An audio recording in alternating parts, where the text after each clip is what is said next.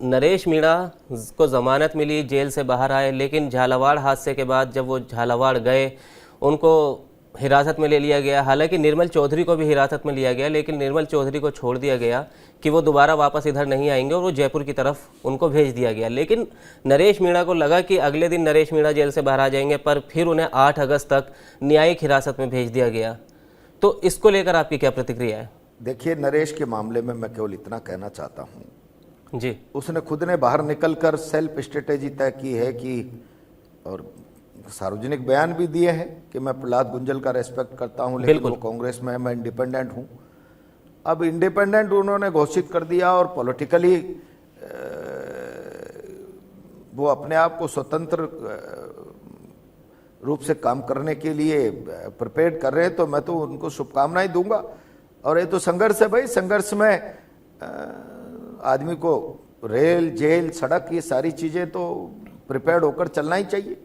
और आजकल तो मैं ये कहता हूं कि सरकारों की प्रैक्टिस ही इतनी थर्ड क्लास हो गई।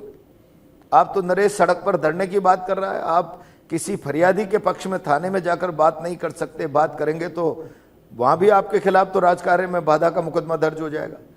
ये जो अभिव्यक्ति की स्वतंत्रता का खून जिस प्रकार से मौजूदा व्यवस्था में राजस्थान से लेकर दिल्ली तक का दृश्य सामने आ रहा है, मुझे लगता है जन आंदोलनों से नेता ही नहीं बनने वाले। अब तो व्यवस्था की हाजिरी में जो लोग रहेंगे जी, उन्हीं में से किसी को तिलक लगा दिया करेंगे व्यवस्था के मालिक।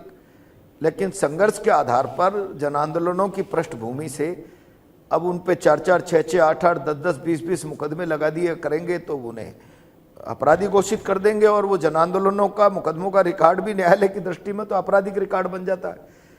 तो कौन आदमी राजनीति में काम करते हुए अपने आप को अपराधी कहलवाना उचित समझता है, संघर्ष करते हुए भी? अब मैं समझता हूँ ये स्थितियां राजस्थान के लिए, आने वाली नौजवान संघर्षरत पीढ़ी के लिए कोई उचित स्थितियां नहीं है। जी।